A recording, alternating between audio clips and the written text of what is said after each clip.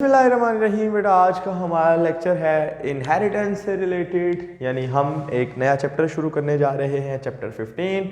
और इनहेरिटेंस क्या है, जेनेटिक्स क्या है और जीन्स क्या होते हैं, इन लेक्चर्स में से किसी एक लेक्चर को भी आपने मिस नहीं करना, क्योंकि ये बिल्कुल वैसे है जैसे अगर आपको एक टॉपिक अगर समझ आ गया तो अगला भी आ जाएगा, नहीं आया तो अगला भी नहीं आएगा। तो इसलिए बी वेरी केयरफुल। और इसमें जो जो टॉपिक आपको डेली पढ़ाए जाएं वो आपने रोज़ याद करके आने हैं, ताकि अगले टॉपिक में जो वही टर्म्स यूज़ होंगी तो वो आपको पता हो। ठीक है, सबसे पहली बात हमने पढ़नी है जी इनहेरिटेंस क्या है, और बल्कि एक लफ्ज़ उससे भी पहले हम पढ़ते हैं, and that is what, that is the genetics.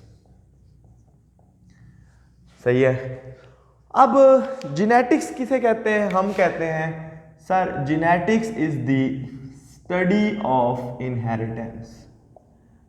अब आता है कि सर इनहेरिटेंस क्या होती है, तो बेटा इसको हम कहते हैं विरासत, यानी हम कहेंगे द ट्रांसमिशन ऑफ, अब यहाँ हम कहेंगे एक जनरेशन से transmission of characteristics from parents, यानी वन जनरेशन, टू ऑफस्प्रिंग्स, यानी द नेक्स्ट जनरेशन। ये माँ बाप है, पेरेंट्स, और ये औलाद है। और अगर आप देखें, गौर करें तो इसमें आपको तीन चीजें नजर आएंगी। सही है। सबसे पहली बात, जेनेटिक्स क्या है?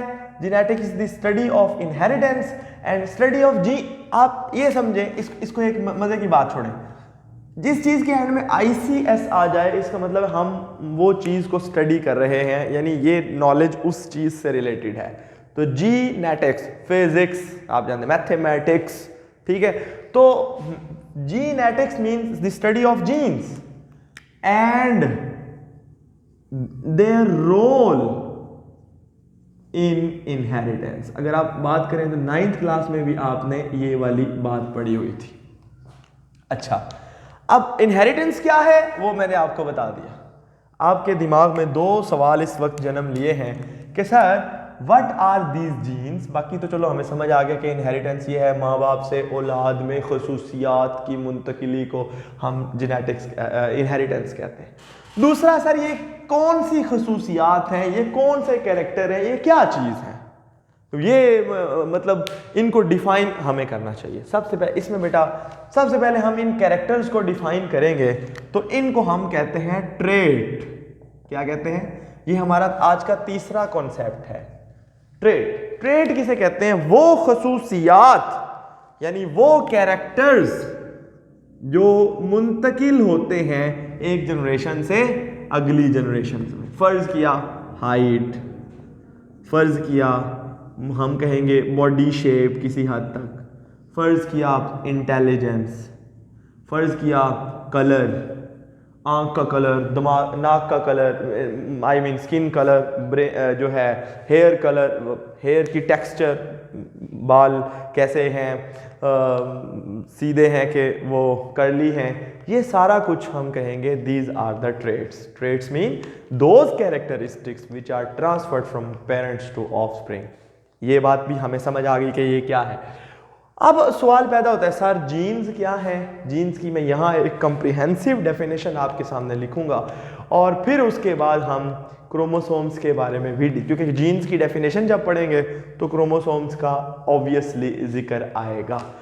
एक बात यहाँ पे मुझे पॉज करके एक बात आप ज़रूर सुनिए, वो ये है कि सर ये जो ट्रेट्स होते हैं, ये जो कैरेक्टर होते हैं, इनको कौन कंट्रोल करता है? ये हमने कहा कि खसूसियात पेरेंट्स से ऑफस्प्रिंग में मुंतकिल हुई हैं।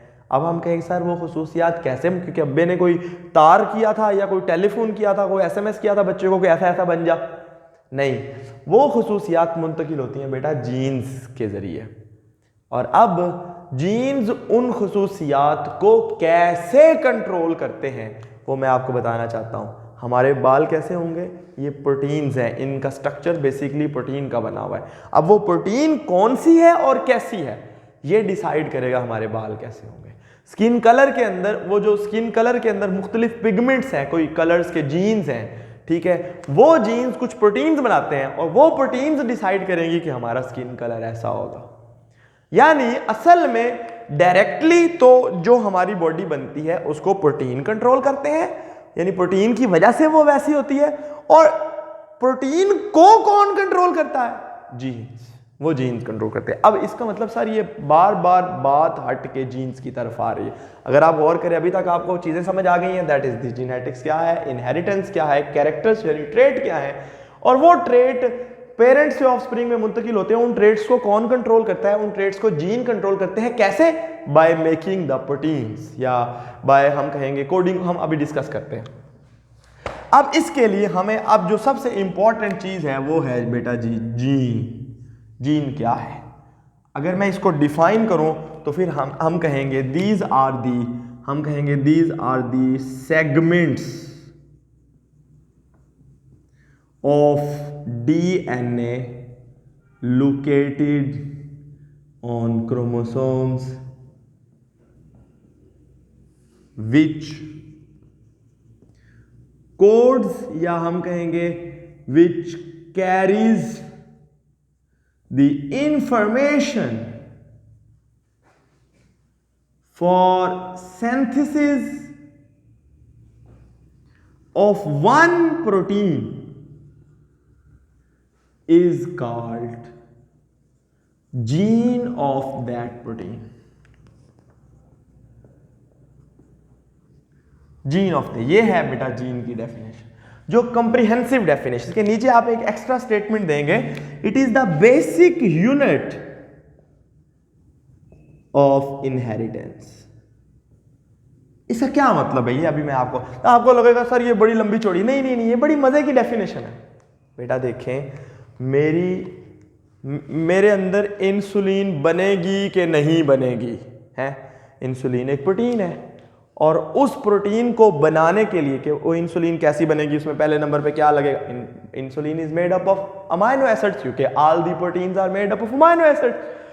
अब ये इंसुलिन कैसी बनेगी, उसके अंदर अमाइनो एसिड नंबर 1 कौन होगा, नंबर 2 कौन होगा, नंबर 3 कौन होगा, इसका जितना कोड होगा ना वो सारे का सारा लगा होगा इसके ऊपर, हम कहेंगे जीन के ऊपर। जीन बताता है ये प्रोटीन ऐसे ऐसे बननी है, कैसे बताता है वो हम आगे पढ़ेंगे ट्रांसक्रिप्शन और ट्रांसलेशन के अंदर, उसमें अभी आपने परेशान नहीं होना, लेकिन आपको जीन की डेफिनेशन पता। अब देखें, अब असल में क्या होता है यहाँ पे, अगर आप इस डेफिनेशन को समझना चाहते हैं, वैसे तो आप समझ चुके हैं कि ये डीएनए का सेगमेंट है, डीएनए का एक टुकड़ा है, अगर फर्ज किया ये एक धागा है डीएनए, तो इसका यहां से लेकर यहां तक का जो टुकड़ा है, इस पे वो इंफॉर्मेशन लिखी हुई है जो इंसुलिन के लिए है, तो ये पूरे का पूरा टुकड़ा इंसुलिन का जीन है। गलती समझ आ गई, ये इसको हम कहेंगे this is the insulin gene. Segment of the DNA होता कहां है, ऑब्वियसली क्रोमोसोम पे। हम इसका मतलब सर हमें क्रोमोसोम का भी पता होना चाहिए, अभी मैं बताता हूं, ठीक है। और विच कोड्स या which carries the information for the production, synthesis, making, manufacturing, जो भी आप बोले, ऑफ वन प्रोटीन। एक प्रोटीन को बनाने के लिए जितनी इंफॉर्मेशन चाहिए होती है वो डीएनए के जिस टुकड़े के ऊपर लिखी होती है वो टुकड़ा उस प्रोटीन का जीन कहलाता है। अब हमें एक चीज समझनी है, दैट इज सर ये क्रोमोसोम क्या होते हैं, क्योंकि अभी ये भी हमें पता होना चाहिए, और ये जीन के बाद क्रोमोसोम हमारा अगला टारगेट है। What is the chromosome? अगर मैं आपके सामने क्रोमोसोम भी बनाऊं फिर मैं आपको बताऊंगा, तो वो है बेटा क्रोमोसोम, हम कहते हैं these are the thread like structures. Obviously आपको पता है ये सिर्फ तभी नजर आते हैं जब सेल डिवाइड हो रहा होता है। These are the thread like structures made up of chromatin material. Chromatin material किसे कहते हैं? DNA plus proteins, DNA plus proteins, ठीक है। Thread like structure made up of the chromatin material, और इनके ऊपर क्या है? They carry the genetic information, यानी वो इंफॉर्मेशन जो वालिद से बच्चे को या माँ से बच्चे को मुंतकिल होती है, वो जो कैरेक्टर हैं वो असल में जीन्स की शक्ल में होती हैं, और जीन्स होते हैं डीएनए, और वो बेसिकली इन क्रोमोसोम्स के ऊपर लगे होते हैं। मैंने कहा they are the located on the chromosomes, genes are located on chromosome. तो ये डेफिनेशन है। असल में बेटा अगर हम देखें तो ये एक क्रोमोसोम कुछ इस तरह का होता है, उसके ऊपर अगर हम गौर करें तो उसका एक पार्ट होता है जिसको हम ये मैंने जानबूझ के थोड़ा सा टेढ़ा बनाया, आप सीधा भी बना सकते हैं। क्रोमोसोम की मुख्तलिफ शेप हो सकती हैं, I shape, Y shape, J shape, V shape, वो अभी आपके स्कोप में नहीं है 10th क्लास के, अभी वो एफएससी का 12वीं क्लास में है। अच्छा, क्रोमोसोम जब हमें नजर आते हैं ना तो वो ऐसे नजर नहीं आते, वो बेटा ऐसे नजर आते हैं, क्योंकि क्रोमोसोम तभी नजर आते हैं जब सेल डिवाइड कर रहा होता है। जब डिवाइड कर रहा होता है तो वो डुप्लीकेटेड क्रोमोसोम होता है, एस फेज से गुजर के आया होता है। ये बात आप 9th क्लास में पढ़ चुके हैं। तो ये क्रोमोसोम हमें ड्यूरिंग दी डिवीजन हमें ऐसे नजर आते हैं।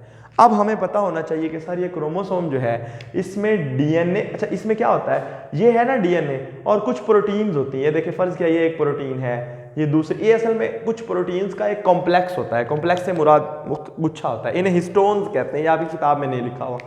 अच्छा, ये डीएनए है वो इनके गिर्द रैप होता है इस तरह से, ये यानी ये जो प्रोटीन्स हैं डीएनए प्लस हिस्टोन्स, हिस्टोन ये प्रोटीन्स है, ठीक है। अच्छा, अगर आप ये समझे ऐसा कि हिस्टोन असल में गेंद है, गेंद मतलब छोटे छोटे बॉल हैं, छोटे छोटे जिस तरह टेनिस बॉल होती है, और उसके ऊपर आप टेप करते हैं, तो जो हिस्टोन है वो एक गेंद है और उसके जो टेप की हुई है वो डीएनए, वो पूरा एक स्ट्रिप है। आप समझे एक गेंद को आपने किया, फिर अगली गेंद के गिर्द किया, फिर अगली गेंद के गिर्द किया, इस तरीके से। तो ये इस तरह की बीड्स बनते जाएंगे, और ये जिस तरह तस्बीह के दाने आपस में जुड़ते हैं लेकिन उनके गिर्द गिर्द डीएनए रैप हुआ होगा। अच्छा, एक हिस्टोन प्रोटीन और उसके गिर्द जितना डीएनए रैप होता है, इसे हम क्या कहते हैं, इसे हम न्यूक्लियोसोम कहते हैं। क्या कहते हैं? न्यूक्लियोसोम। तो ये हमें समझ आ गया जी कि जो डीएनए यानी एक गेंद और उसके गिर्द जो टेप लिपटी हुई है वो एक न्यूक्लियोसोम है। इस तरह डीएनए आगे चलता जाता है और हिस्टोन प्रोटीन्स भी। इनकी पूरी डिटेल्ड स्ट्रक्चर आप 12वीं क्लास में जाके पढ़ेंगे। अभी हमें सिर्फ इतना पढ़ना था कि ये प्रोटीन्स, अभी मैंने आपको हिस्टोन्स का तो बता दिया कि ये कुछ प्रोटीन्स का एक कॉम्प्लेक्स है और इसमें इतना ही लिखा हुआ है। अब आते सर डीएनए क्या है। यहां पे अब हमारी बात आ गई कि हमने डीएनए को अगर हमने पढ़ना है तो हमें वॉटसन एंड क्रिक मॉडल पढ़ना पड़ेगा। वो डीएनए की स्ट्रक्चर को बड़े अच्छे तरीके से एक्सप्लेन करता है। ये एक मॉडल है बेटा, मैं आपके सामने सिर्फ इतना सा हिस्सा ले रहा हूं क्योंकि मुझे यहाँ पे वो सारा पढ़ा देना है। तो फर्ज किया मैं वॉटसन एंड क्रिक मॉडल के पॉइंट्स, चलो मैं यहीं लिख देता हूं। वॉटसन एंड बहुत इंपॉर्टेंट है इवन के ये जो क्रिक मॉडल, ये असल में बेटा क्या था, उस वक्त डीएनए की स्ट्रक्चर शाया हुई थी। शाया होने से मुराद होता है कि पेपर के अंदर बताया गया कि डीएनए ऐसा हो, ऐसा है, उसमें ये चीज़ है, उसमें ये चीज़ है, ये चीज़ है। वो अभी मैं आपको ये सारी बातें बताता हूँ। दूसरे नंबर पे ये दो स्टूडेंट्स थे एक यूनिवर्सिटी के, शायद आई थिंक ऑक्सफोर्ड यूनिवर्सिटी के। तो इन्होंने, इनके नाम थे James Watson and Francis Crick. इन्होंने ये मॉडल पेश किया जिस तरह हमें स्कूल में रॉकेट के मॉडल मिल जाते हैं कि भाई आप ये बना के लाएं, पेंडुलम के मॉडल बना के ले आते हैं, मुख्तलिफ इलेक्ट्रिसिटी के कुछ मॉडल्स वगैरह बना के ले आते हैं फिजिक्स में। इन लोगों ने देखा कि ये डीएनए ऐसा ऐसा है, तो इन्होंने फिर उसकी एक स्ट्रक्चर बना दी। सही है, और वो स्ट्रक्चर बनाई और साथ में 3, और वो जो रियल स्ट्रक्चर जब एक्सरे एनालिसिस से निकाली गई तो वो वही तकरीबन वही स्ट्रक्चर थी, थोड़े बहुत फ़र्क के साथ। तो ये बहुत ज़्यादा उनकी कामयाबी थी, और इस जो है ना, इसलिए ये मॉडल का नाम भी उन्हीं के नाम पे रखा गया, पूरे डीएनए स्ट्रक्चर के। और ये 1953 में ये मॉडल आया था। क्योंकि ये मैं इसलिए लिख रहा हूँ कि ये अक्सर औकात MCQ आता है 1953 वाला, कि ये कब था। अच्छा, इसके हवाले से अगर मैं आपको इसके पोस्टुलेट लिखवाऊँ ना तो वो हम कहेंगे थी, मैं इधर इसकी स्ट्रक्चर बनानी है इसलिए मैं इसके पोस्टुलेट्स यहाँ लिखूंगा, यहाँ से शुरू करता हूँ या यहीं पे कर देता हूँ। नंबर 1, ये पूरा लिखना होता है पोस्टुलेट, ठीक है। तो हम कहेंगे डीएनए कॉन्सिस्ट्स ऑफ, यानी डीएनए बना होता है 2 पॉलीन्यूक्लियोटाइड स्ट्रैंड्स। अब आप कहेंगे सर ये क्या बता रहे हैं, मैं अभी बताता हूं। कॉइल्ड अराउंड ईच अदर, एक दूसरे के गिर्द कॉइल हुए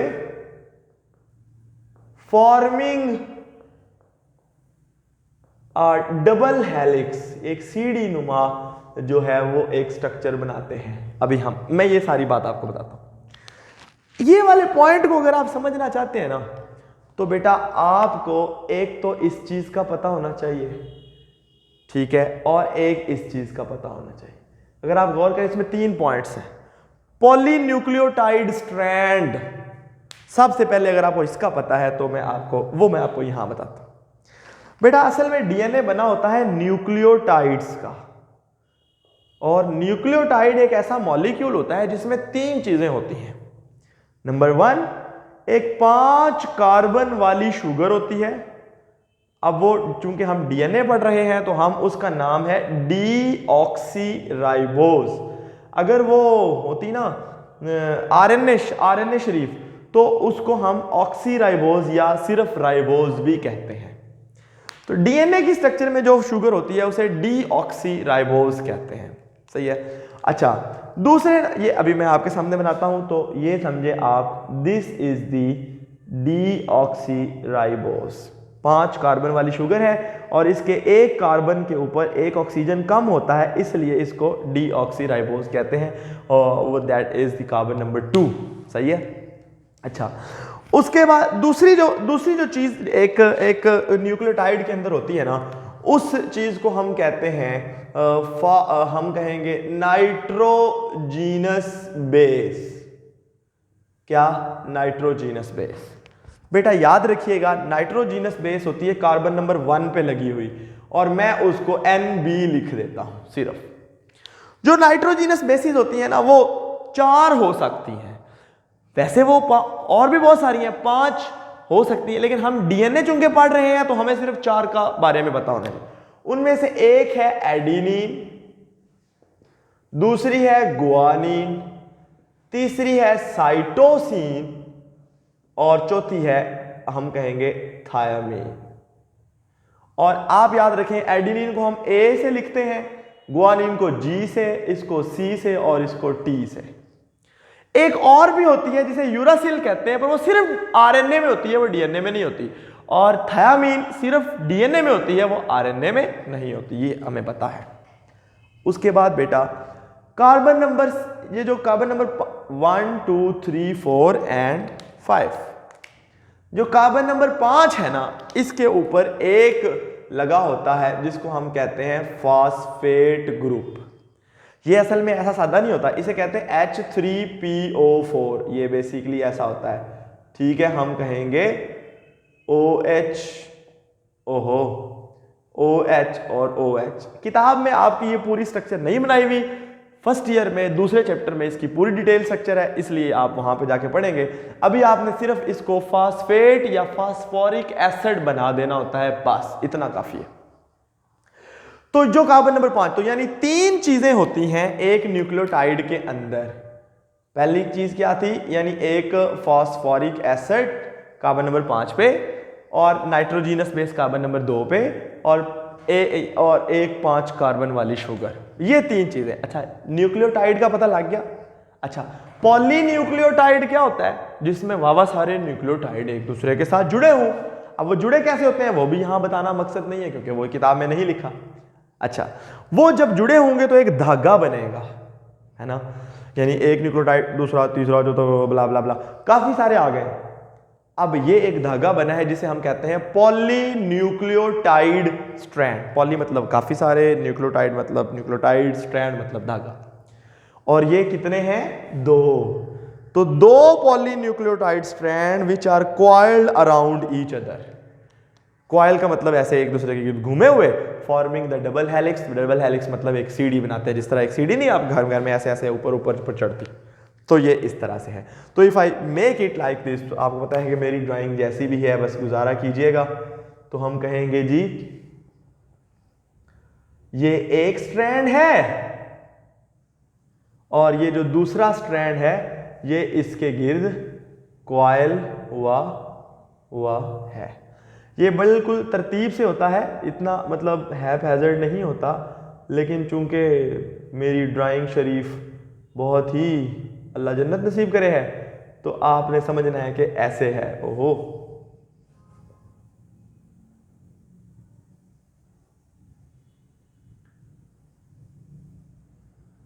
लाइक दिस, ठीक है। अच्छा, इसमें क्या होता है, ये डबल हेलिक्स बन गया, ये सीढ़ियां हैं। अगर मैं सिर्फ इतना सा हिस्सा आपके सामने ऐसे बना दूं सिर्फ समझाने की खातर, तो आप ये समझ जाएंगे कि जी ये सीढ़ी दरमियान में बराबर फासला होता है। कितना होता है वो भी अभी हमारे इससे कोई इससे नहीं है। अच्छा जी, अब आते हैं, तो अगर एक स्ट्रैंड को हम यहाँ से खोल के ऐसे, ज़रा मैं यहाँ से इतना खोल के आपके सामने बयान करूँ, तो हम इसको कहेंगे कि जनाब ये इसमें क्या होता है, सबसे बाहर यानी ये जो नीला है इसमें फॉस्फेट शुगर, यानी ये फॉस्फेट ये वाला, फिर नीचे शुगर, हम इसको ऐसे लिख देते होते हैं लाइक दिस। आप समझ गए, ये फॉस्फेट ग्रुप, ये शुगर, ये फॉस्फेट ग्रुप, ये शुगर, ये फॉस्फेट ग्रुप, ये sugar, PS and so on. ठीक है, यानी बेटा शुगर फॉस्फेट, फिर ऊपर वाले की शुगर, फिर उसका फॉस्फेट, फिर उसकी शुगर, फिर उसका फॉस्फेट, इस तरह एक पूरी चेन बन जाती है। ये बाहर की तरफ होती है, ये एक स्ट्रैंड बनाया अभी मैंने, दूसरा कुछ इस तरह से है, उसकी भी phosphate sugar, phosphate sugar, phosphate sugar, इस तरह से उसकी भी। तो हम दूसरा जो पॉइंट लिखते हैं वो क्या है कि ये दोनों जो पॉलीन्यूक्लियोटाइड स्ट्रैंड हैं इनके दौरान क्या होता है, फॉस्फेट शुगर बैकबोन, यानी एक पूरी चेन बन गई ना, तो हम कहेंगे PS बैकबोन जो है वो बाहर की तरफ होती है, एंड नाइट्रोजीनस बेसिस ये वाली, ये समझे आप, phosphate sugar, sugar phosphate sugar phosphate sugar phosphate, इस तरह चेन, और नाइट्रोजीनस बेस इसकी भी अंदर की तरफ और इसकी इधर की तरफ। मैं अभी बताता हूं, nitrogenous bases are toward inside, अंदर की तरफ आ जाती है।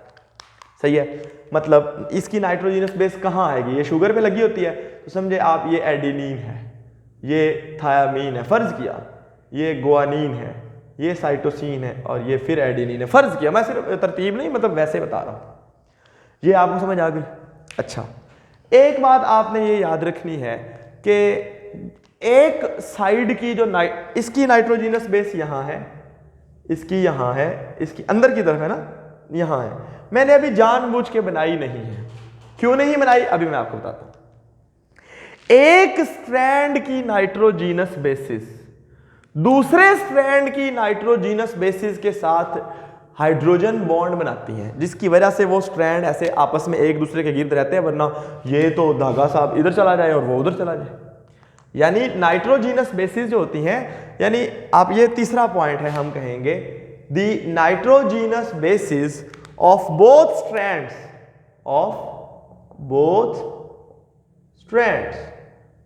Form hydrogen bonds with each other, यानी पेयरिंग करती है, and this pairing is very specific. कैसे, आपने एक लफ्ज याद रखना है बेटा, 8GC।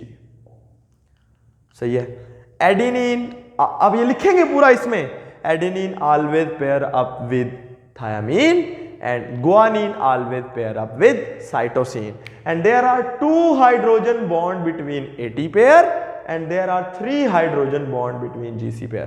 तो अगर यहाँ एडेनिन है तो यहाँ फिर मैं थायामीन लिखूंगा ना, यहाँ थायामीन है तो मैं एडेनिन लिखूंगा ना, यहाँ साइटोसिन है, गुआनिन है तो मैं साइटोसिन लिखूंगा, यहाँ साइटोसिन है, गुआनिन, यहाँ T लिखूंगा। इनके दरमियान 2 हाइड्रोजन बॉन्ड, इनके दरमियान भी 2, एडेनिन और थायामीन के दरमियान 2 होते हैं, गुआनिन और साइटोसिन के दरमियान 3, इनके दरमियान फिर 3, और इनके दरमियान 2। हाइड्रोजन बॉन्ड को हम इस तरह डॉटेड लाइन से लिखते हैं। This is what we say the Watson and Crick model. इसके तीनों पॉस्टुलेट क्या है? नंबर 1, मैं पूरा इंग्लिश में फ्रेज करके बता देता हूं, DNA consist of 2 polynucleotide strands which are coiled around each other forming the double helix. In the double helix, the phosphate sugar backbone is present toward outside and nitrogenous bases of both strands are present toward inside. the nitrogenous bases of one strand, they form the hydrogen bond with the nitrogenous bases of the other strand. Or this pairing is very specific. Adenine always pair up with thymine and guanine always pair up with cytosine. There are 2 hydrogen bond between adenine thymine pair, AT pair, and there are 3 hydrogen bond between GC pair. साथ में ये diagram बनानी है, इस तरह आपका long question पूरा हो जाएगा। यहाँ तक बेटा आज का लेक्चर था, उम्मीद है आपको पसंद आया होगा। जो भी कोई सवाल हो आप कमेंट सेक्शन में पूछ सकते हैं। आज के प्रोग्राम का वक्त खत्म हुआ, आपसे मुलाकात होगी इंशाल्लाह कल। इजाज़त दीजिए, अल्लाह हाफ़िज़।